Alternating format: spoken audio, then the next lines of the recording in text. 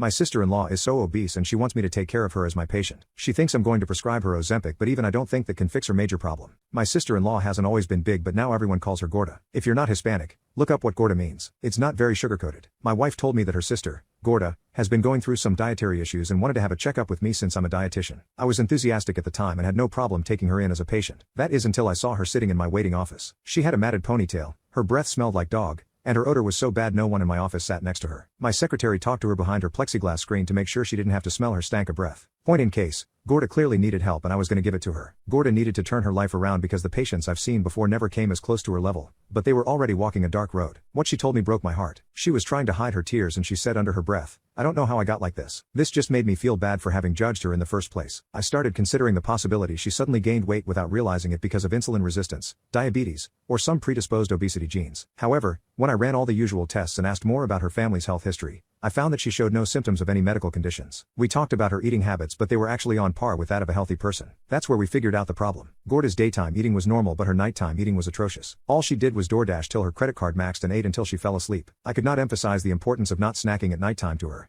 It can induce depression, heart problems, high blood pressure, and the possibility of cancer and gallbladder disease. The reason she ate so much is because of basic human biology. Your body wants to naturally eat as many calories as it can before resting because it wants to self-preserve itself. We needed to work together to change her life to get her to a much more manageable state. I didn't want her to live with this heavy shame. We started working with appetite suppressants like black coffee and water, but she hated the taste of both and she pees out water too quickly. I looked into night food cookies and decided they would be best for her to start eating. Their cookies were completely safe to binge at night and had little to no calories. Her binge eating started decreasing, and after over 4 weeks she wasn't having the same nightly cravings as before. She even told me she slept best after eating the night food cookies. Not only was she saving a bunch of money now that she wasn't blowing all her money on DoorDash, but she was also having much more quality sleep. She told me that she was a lot more well-rested and found reasons to start the day. When I saw her every now and then at my office or at my wife's parents' place, I progressively watched her change. Her breath and body stopped stinking and she was able to practice better hygiene because she wasn't stuck in bed anymore. Afterwards she started cutting her hair little by little, but eventually she said screw it and gave herself a pixie cut. She said, and I quote, "This is the most free I've felt in years." This girl was completely changing her life. It was remarkable to watch how night food was fixing something as simple as sleep and giving her a total 180. After 4 months I'm proud to report that she lost a total of 47 pounds. Her face has gotten so much slimmer and she's absolutely glowing. My wife is extremely thankful for me helping out her sister, but I try not to take too much credit. I literally fed her cookies.